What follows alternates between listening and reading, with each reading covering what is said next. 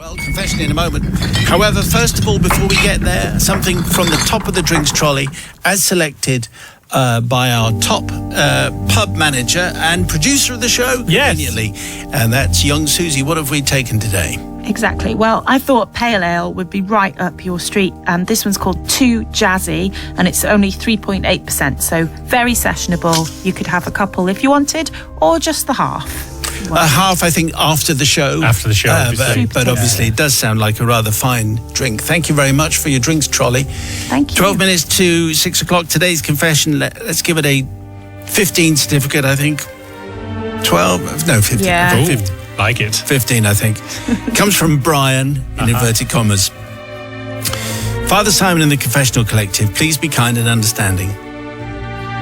Like a few of your confessioners recently, I too thought that there was no way I could think of a story that would be worthy of your holy selves. But recently, very recently, this happened. It's a Saturday afternoon, the other half was out, the house was quiet, so I found myself in the kitchen on my phone watching a film. Perfectly innocent film, but then, much to my surprise, scenes of a Cluedo nature appeared. And amazingly, there were lots of Cluedo scenes that followed from this particular moment. I didn't know that this was going to happen, and it was all quite eye-popping. It's strange how this board game has developed over the years. Whole sites online seem to be devoted to it. Okay. With all sorts of multiplayer options were tried out in this film. Yeah. I settled back to watch when suddenly there was a ring on the doorbell. Of course. Inconvenient, it was just getting to the moment of discovery. Will it be Colonel Mustard or Professor Plum who actually did the deed? It was frankly hard to tell. Yeah. Oh dear. Oh dear. Indeed. I pressed stop on my phone, or what I thought was stop. Oh. Turned it upside down on the kitchen worktop and trotted off to answer the door. There stood a neighbour holding some paperwork. I'd previously witnessed documents for them for a house move, and here she stood with more. Not thinking, I called her into the kitchen so I could sign the papers on a hard surface. As I started signing, we were joined in the kitchen by our husband, who had been sat in the car. I'm not quite sure what that's got to do with anything. There were a lot of papers to sign, but then I became aware of a very odd sound. Very strange sounds indeed, and I looked at the radio to see if I'd left the radio on. No. How very strange, I thought. And it was then that a massive penny dropped. Although I had turned my phone over and thought I had stopped the video, all I had done was minimize the video. And the Cluedo session was reaching the end game. Oh, I see. Initially, it was a very tame game, so there was very little dialogue going on. But by now, I'm only halfway through the witnessing. My signature was getting more and more illegible, and my address was just a blur. The neighbours fell silent and stared at my phone. I was panicking. I quickly turned on the radio. Greatest Hits Radio. Richard Allenson was on, doing his best to drown out the raucous Cluedo game. Now, Richard is a top DJ, but I have never been more grateful for his dulcet tones. Will you please pass on my best wishes? I will, because he's on for Ken this week. Yeah. The signing continued with a mixture of Richard, Cluedo sound effects, and me coughing and spluttering. I tried to keep some random conversation going with the neighbours, but it was hard work, I have to say. My friends were still transfixed by my phone and the sounds emanating from it. Eventually, Richard played a banging tune from the 80s, and everything was good. However, Father Simon, clearly I need to seek forgiveness from my friends and apologise for my very strange behaviour. Maybe this will explain it. It was just that I hadn't stopped the film, and I thought I had. And it was nothing to do with Richard. From Brian, and no way I'm going to give you my real name. Well, I'm not at all surprised. To be perfectly honest. It's funny how Cluedo has developed over the years. Yeah. Yes, it is. What do you say to Brian, Suze? Well, just Brian, unforgivable, really. Like for many things in this. Firstly, like do you know, there's a time and a place. Just enough said. Secondly, here's the thing. Actually, before you go any further, don't watch films on your phone. The film is made to be seen at the cinema or on your television. So go and see the Cluedo at the cinema. What? What's the lesson? Well, I think if you watch films on your phone, it's not the way God intended. Right. Okay, no. Anyway, sorry, Suze, carry on. Yes. Well, no, good point. But also, if whatever you know. Just before the news, a confession from Brian, which involved Cluedo, inconvenient neighbours, and Richard Allinson's Saving the Day. The people's verdict is in. Here we go. So Vicky in Liverpool says, forgiven poor guy. They make these smartphones difficult to use these days. I'm constantly switching on the torch by accident or playing songs at full pelt. Thankfully, no Cluedo movies yet, Dave. Tom says, forgiven. As Matt said, everyone was awkward and embarrassed and he didn't mean to leave his phone on. It was an accident. And Dave says, I can imagine the neighbours being horrified, but I'm going to forgive because he was a fellow Greatest Hits radio listener. Well, that's a very good point. So thank you for the verdicts and thank you for the confessions. And if you have one, you can send yours to confessions@greatesthitsradio.co.uk. Just before we get our drinks choice, here's a little warning. Danger, danger. Because the confession is going to take us into dangerous territory. Oh, is it? Yes. Wow. I think it is. But it's going to be thirsty work. What are we taking from the trolley today, Suze? Well, I thought we'd have something hazy today, a nice hazy beer with kind of orange and stone fruit notes. It's called Everlasting Dusk, which I thought Matt might appreciate. Yes, I love a bit of everlasting dust. What's Dusk. Dusk. How's dusk everlasting? Anyway, yeah. It's not 6.5%. everlasting, is it? 6.5? Yeah. 6.5? Oh, okay. Oh. Just a half. Maybe Hey. last thing at night. Here we go. Today's confession, definitely 12 certificate. Definitely, as you're about to find out, don't try any of this Okay. at home. Peter writes, Simon, I've been listening to the confession slot since the early days and have always known that one day I would need to write to you. And that day has finally arrived. And my confessional tale goes like this. Father Simon, I need to seek absolution from you and your core of clemency. Not for myself, but for my best friend in childhood. Although the sisters of strictness may feel that I'm in need of a little forgiveness myself. My story dates back 60 years to when I and my best friend from those days, let's call him Clive, were 12 years old. We lived opposite each other, played together in local woods and marshes, and attended the same grammar school. We were both adventurous and fond of little escapades. Okay. Such as the time we sneaked into the roof of the school sports pavilion, stood at either end of the roof and hurled javelins towards each other. The fun only ended when a javelin went through the wooden end wall and was spotted by a teacher. 6 of the best for that one. Yeah, I'll bet. Okay. Wow. So that's the first of the... Okay. That's give us an insight into what's coming, yeah. Yeah. Yeah, But I if don't you like it. if you need to be told not to throw javelins at each other, then there's no hope for you. Yeah. In the roof. On the roof, incredible. The act for which Clive needs absolution happened in the patch of woodland at the end of our street. When I turned up there for our regular larkabout, Clive eagerly told me that he'd found an abandoned hornet's nest. Oh. The word abandoned is not quite How does accurate. that work? He took me to have a look, assured me that he had checked to make sure it was empty, and encouraged me to thrust my arm inside to check and to see how large it was. Yeah. Cue an onslaught by a swarm of irate hornets whose stings seemed to penetrate every inch of my arm, while Clive fell about laughing. Gotcha, he shouted gleefully. My arm swelled to 3 times its normal size. Okay. I mean, to be honest, one hornet sting is a really terrifying thing. Yes, yeah. This is crazy behaviour. It took more than a week, plus copious injections at the local surgery and daily doses of painkillers before things returned to something near normality. For the sake of honesty and completeness, though, I should admit that there's a sting to the hornet's tail, as Clive got his comeuppance not long afterwards. Some weeks later,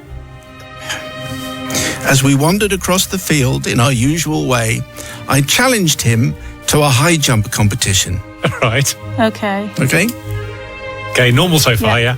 To make it more interesting, always a difficult phrase, Of course, yeah. I suggested we should use the local farmer's barbed wire fence. Oh, yes. Oh, Well, why why not? not? Yeah. Just use that. Instead of a Yeah. boring old pole. Yeah.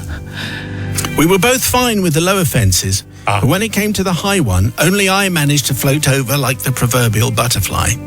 Clive ended up in the local casualty department with a long bloody tear down his left arm that left him with a lifelong scar. Oh.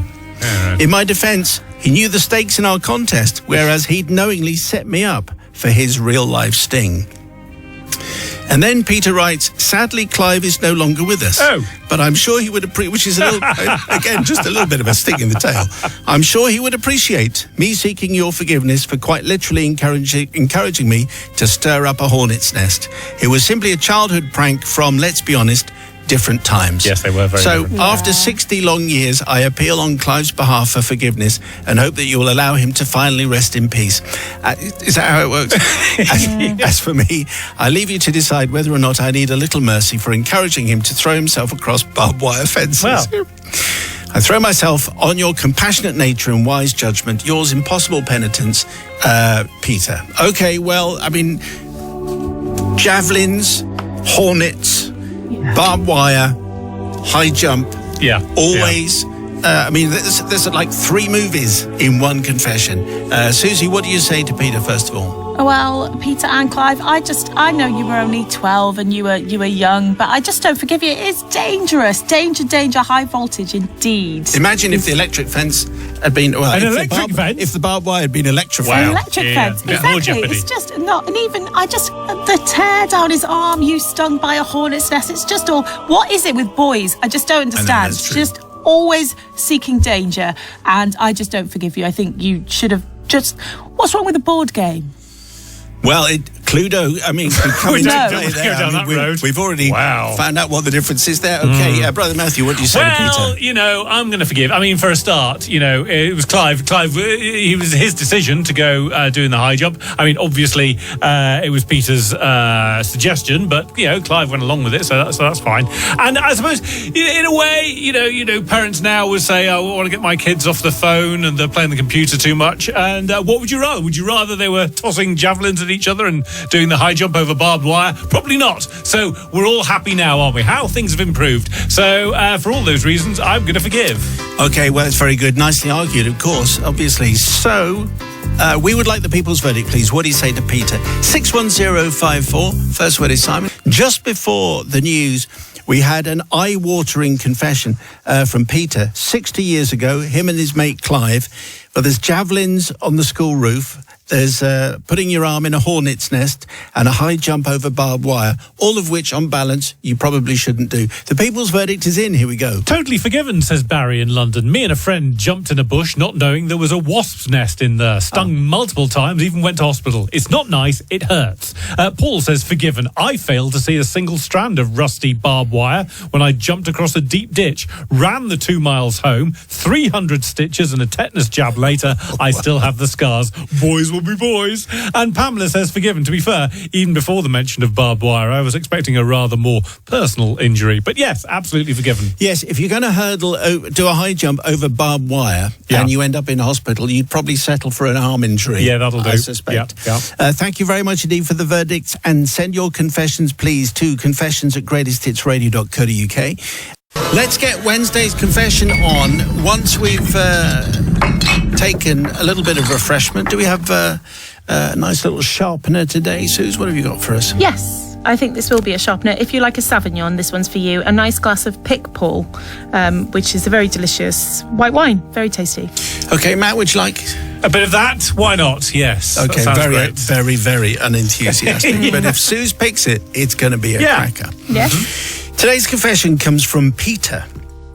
Peter, thank you very much indeed for this. Do you get the smart speaker? Do you get the forgiveness? We'll find out. Simon, I have to ask for forgiveness to a woman who will most likely not hear this because this happened in South Africa. The location is Knysna, South Africa. The event is a 100-kilometre cycle road race. It takes place in the summer when it is so hot, it's like 38 degrees. Please bear that in mind. I had just taken up cycling because since I played squash, I was fit and strong and also wanted to flop around the road and annoy the traffic. Okay. Yeah. I have to talk about this. In South Africa, one doesn't cycle alone, and so I joined the local cycle club. I waxed one leg and shaved the other, which is apparently what you do, bought a cheap road bike, and then I bought a steel entry-level bike. Okay, so Okay. Yes. Yeah, legs shaved and And waxed. Yes. Wow. Yeah. I didn't know that was a thing. I entered the Neisner race thinking I could visit my sister while down that side. She lives in Jeffreys Bay. So I packed my steel bike, my styled helmet, my unwalkable cycle shoes, and headed for the airport. After landing in Port Elizabeth, my sister picked me up, and off we went to Jeffreys Bay, where I actually grew up, so I'm a surfer too. The next morning, we're just painting pictures here. The next morning early, we hightailed it to Neisner, where I would quickly do the 100-kilometre race, and my sister can pick me up there around the winner's circle area. Happy days. Well, starter's gun goes off, clip on the unclippable shoes, and off I went. And this is where it all goes wrong. We started off looking at a hill from hell, which took about 97% of whatever juice I had in my tank just to get over the thing. Then there was a bit of flatness, a bit of respite there, but then the hills just started coming and coming and coming. And when you go up, obviously you have to go down and relax and regain some form of energy, but they are so steep that the down part is a few seconds and the up part is like an eternity. Needless to say, I started flopping around the road like a dead fish. So during another long climb into oblivion and coming up to the halfway mark, there was a white Toyota Fortuner parked by the cone, signalling the turn around the halfway mark. It was the halfway support vehicle with the boot open, and it was stacked with rolls and sausages and sports drinks and sweets. And I can tell you something, Father Simon, to me that car was like seeing an angel. Behold, I bring you manna from heaven. Ta-da! So I stopped. I filled up both my bottles, ate 6 rolls, packed another 12 rolls in my pockets, messing sausages everywhere. It must have looked like a velociraptor had eaten a whole person inside that car. It was shaking on its suspension, and I was growling like a wounded animal. That's the state that I was in. Anyway, with some energy beginning to restore, I clipped the unclippable pedals in once again and set off, when a woman came around the corner, probably wanting to see what on earth was going on, and after seeing the destruction of what turned out to be her boot, she shouted at me, "What are you doing? Those are for my kids." It turned out it wasn't the halfway support vehicle, it was her weekly shop. I think the clue is probably in the sausage rolls. Do you get sausage rolls as an energy snack for cyclists? To be honest, I wanted to say sorry as I sped away, but a roll with 2 sausages hanging out of my mouth and I couldn't say much. I think one sausage still fell out by her feet. So I need to ask forgiveness to that poor woman in South Africa and her kids, who most likely had to share a single roll, and that probably had a bite taken out of it as well. If it means anything, I learned my lesson that day. I now live in Dartmouth, own 3 bikes, and I still only shave my legs and can easily cycle 100 kilometres. Okay, says Peter. Nice. Why did we have to return to the leg shaving thing? Because he's still cycling, isn't he? He's still doing it, yes. So is that what you construe from that? Yes, I take it from that, yeah. Okay, Yeah. all right, okay. Well, there's we don't have many cyclist confessions, but there you go. Who would have thought that was not the halfway support vehicle, particularly as it's got sweets in there. Half a pound of humbugs, thank you very much indeed. Not? That'll get me up the next hill. What do you say, Suze? Well, sometimes they have like jelly babies or like things like that in them, don't they? So yeah, if you go on a marathon, instant sugar hit. Yes, that's true. I suppose jelly babies. Yeah, I think he knew it wasn't the halfway support vehicle, but it was just too good an opportunity to miss. And I understand, but I also can't forgive Peter because those poor children. Yes. It was theft. I think that's what it is. I think that's what it is, and his personal circumstances, I'm afraid, are irrelevant. Don't bring your cycling into this. You just have to obey the law like everyone else. Yes, indeed. Just saying that. However, anyway. I'm going to forgive. I'm not sure how much of the energy benefits you get from a sausage roll, but who parks their car right in the middle of the course for the cycling race? Surely she needs to have thought about that before just leaving the car there with the door open and the boot open and all the shopping there. So really bit down to you as well, I think. So you think it was her fault? Her fault. And also far from the worst thing that's happened in cycling races over the last 20 years, I think it's safe to say. So for all those reasons, I'm going to forgive. Are you saying if the only thing you helped yourself to was some sausage rolls, then you're going to get away with it? Then you're okay. I think, okay. All right. Well, it's the people's verdict, please, on Peter. Do you forgive him for taking the food of I don't know that they were starving. Do you forgive Peter for taking the food from a family's table just because he thought it was the halfway support vehicle? People's verdict, please, on the text 61054 before the news. A confession about an exhausted cyclist on a 100-kilometre race and what he thought was the halfway support vehicle. So he stuffed his face, but it wasn't. It was a woman's weekly shopping. The people's verdict is in. Forgiven, says Mary. I agree with Matt. Why was she parking in the middle of a race route? And if she left her car unattended with the boot open, she kind of deserves it. But David Macclesfield says, not forgiven. Who eats food from someone's car without checking? Very presumptuous. And Tim from Sutton Coldfield says, forgiven. The description of this guy speeding off with pastry and sausage rolls falling off him was hilarious. He was obviously very tired. Oh dear. And by asking for forgiveness, he spoke up. Again. And he was able to rally to carry on cycling. Well, thank you very much indeed for all the verdicts. Even that one. Yes. Rather splendid. Your confession, please, to confessions@greatesthitsradio.co.uk. Okay, it's time to grab something refreshing from the trolley. There it goes. It's trundling past. What have you chosen for us, Suze? Come in, Suze. Oh, sorry. Yeah. There she is. Ginger, I thought would be a nice, tasty, warming one today. So it's a ginger liqueur. Top it up with ginger beer and a squeeze of lime. And you've got your very own kind of Moscow Mule. A Moscow Mule, is that what they say? Yes, that's all the kids the are Moscow having. Mule would have vodka, but this has got the King's Ginger instead. Oh, King's Ginger. I do like a King's Ginger. Yes, you've said that before. haven't you? We're back into the season of The King's Ginger. Eyes Yeah. are lighting up now. Oh, fantastic. Oh, this is very good news. Okay, today's confession comes from Boo. That's B-O-O, which is appropriate, really. Father Simon and the formidable Forgiving Collective, Monsignor Matt, Sister Susie, Holier Than Thou Holly, Brother Bobby, its alliteration, and anyway we shouldn't judge. Okay. And any other members of the team that I have missed? Well, you've added a few that haven't existed for a while. Yeah. After listening to your confession slot for many a year, okay, I feel compelled to seek forgiveness for an unwitting indiscretion of some 20 years ago. It was approaching Halloween, and my youngest daughter, who felt she was too old to join the throngs of trick-or-treaters, demanding sweets with menace, but too young to go to the teenage parties, she still wanted to dress up and enjoy the night. I felt it was my duty as a doting father to step up and find a solution. I brokered the idea of her opening the door to the delightful small children and surprising them before sweets were handed over.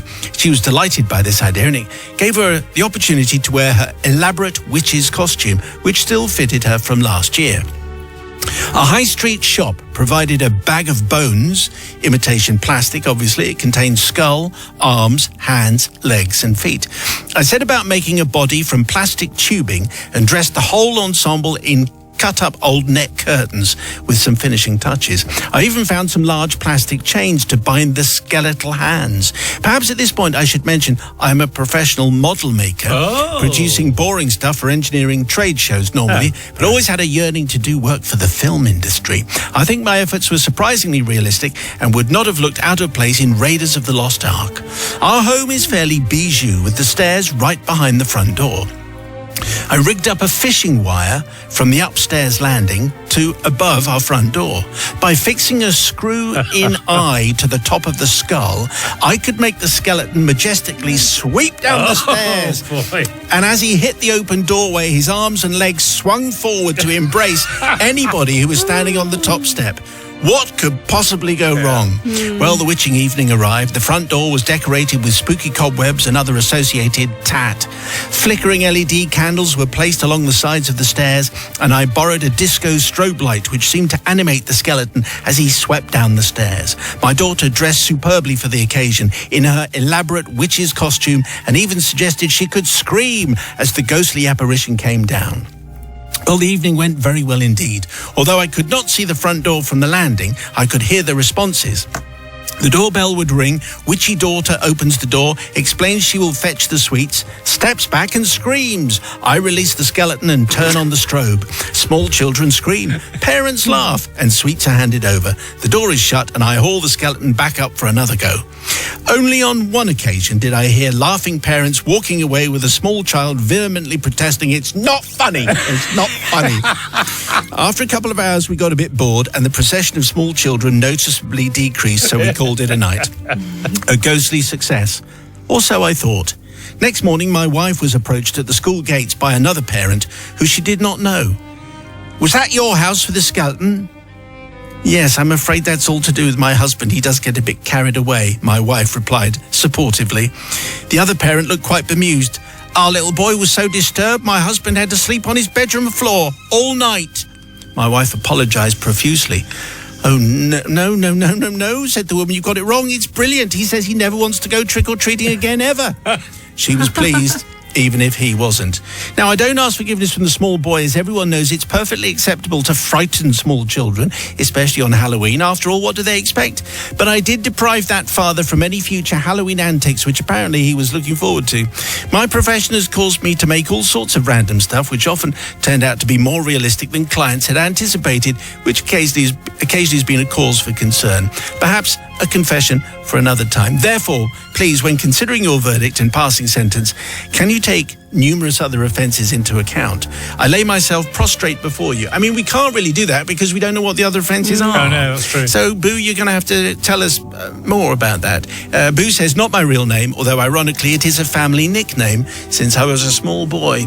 So, in a way, it is his name. It is his name. In a way, in a very real sense. Yes, Very real This sense. sounds like the most extraordinary house to have called on. Yeah, it's great. What a production, what a performance from Boo and family. What do you say, Sister Suze?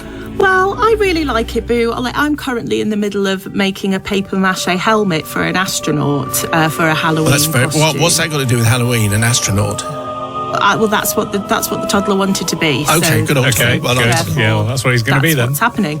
So yeah, I kind of understand it, but I do feel like maybe it was a bit scary. But for effort alone, I'm going to forgive you. Yeah, I mean, in terms of effort, is there a parent that's put in more work than Boo? I suspect not. What do you say, brother? He's clearly put in the effort, Boo, and I'm definitely going to forgive because he's found a workaround, hasn't he? Because most of us can't stand Halloween and kids knocking on the door demanding sweets, and normally we all hide behind the sofa, don't we? Is that what we do? Yeah, we all No, turn the lights that's what off you do. and pretend to not be in, That's you. or demand that they show me their manners before they get any sweets. You have done that. I definitely have done that. But he's found a workaround. Terrify the kids. They don't come back. Brilliant.